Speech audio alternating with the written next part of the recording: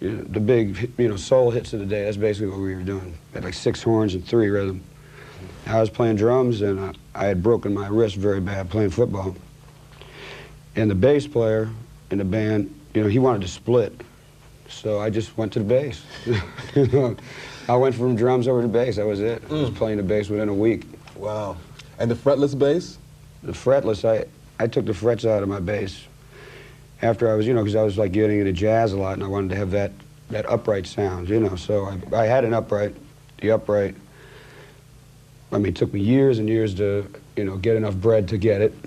I'm from Florida, so one morning I woke up, go in the corner, and the bass is in like 100 pieces, because humidity's so bad. The upright just blew up. I said, forget it, man, I can't afford this anymore. So I went out, got a knife, and took all the, frets out of my fender. That was it. And the rest is history. Incredible. To be able to pick up an instrument and play with in a week's time means you have to have some kind of learning skill, okay? And to take it to the next step, not only have a learning skill, but to develop, to execute such, flawlessly as you do. Well, the main thing is just paying attention to people on any instrument. For instance, like you look at a guitar player, you just, look at another bass player, just see what he was doing. That's how mainly I learned most everything. So it's visual. Visual as far as just technique. Let's see, because I would see, one thing my father told me once when I first started playing the bass, he came home, he saw me, and he said, just to put my fingers, space them just like at every fret. Because I was just playing. You know what I mean? I was playing like that, and with, that's how I was playing the bass, right? So then he said, so I would, because I just put my,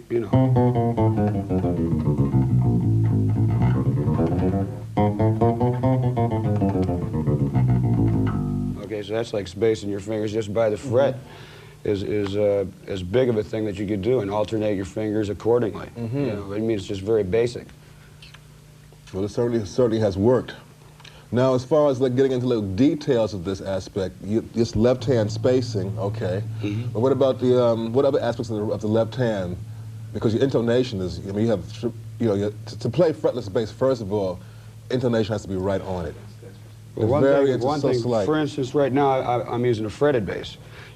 How I got my intonation on the fretless is by, first of all, I never practiced the fretless ever because the strings would always eat the neck up.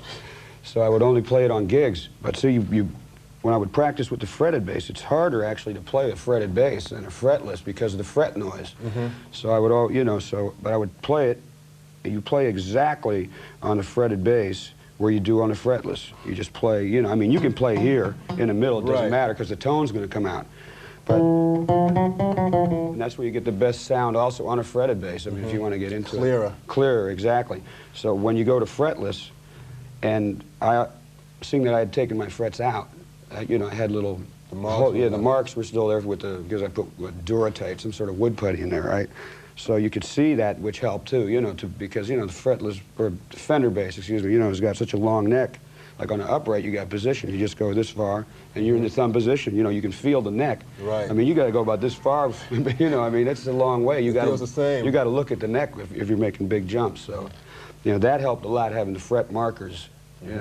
Where the holes were filled in, and then practicing scales. Just straight scales, gets your hand in shape so that once you start off someplace. Once you get on the first note, you can go for a long time without having to, check yourself out if you're playing in position. You know what I mean? What about this twilight zone area up here where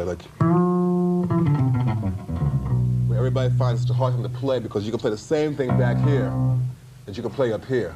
How'd you work that up? Because a lot of you playing in this solo area of the instrument, Well, different ways of doing scales. For instance, if you just go.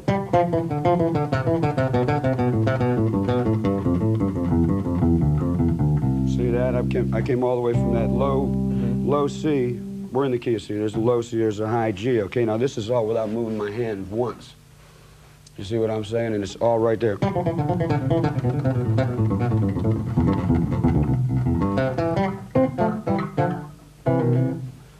You know what I'm saying? All in one position. Okay, then there's other ways. See, because most bass players, for instance, this is something that I've been doing the last few years. See, taking like going up to the third, then you got, you know, fourth to the sixth, you know, then major seventh, then you'd be to the ninth.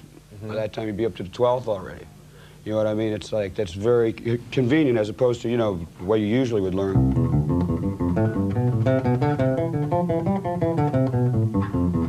See, I mean, that's how most people probably originally learned with that's making the smoother approach. Well, that's just, it's normal because that's the way from up here, like you were saying.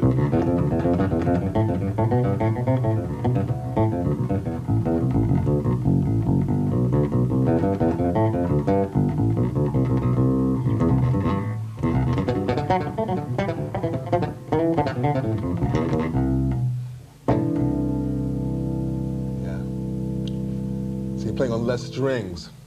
Yeah, that makes a big difference. And to have skipping, you know, skipping from string to string, like good exercises are like sixes. Most people don't practice sixes, like.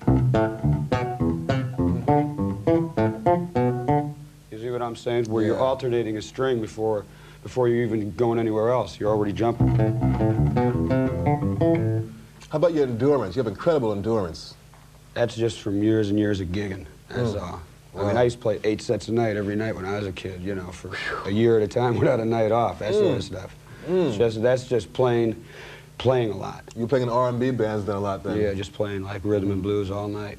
Because I never really had to practice all that much for endurance because I had it from playing so much.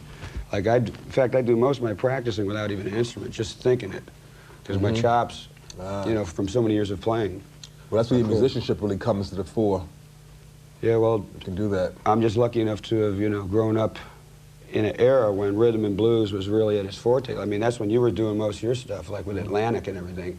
And that's the people, the style of music that people were into when I was growing up. So there were lots of dance gigs, you know, playing R&B and funk, and then sneak some jazz in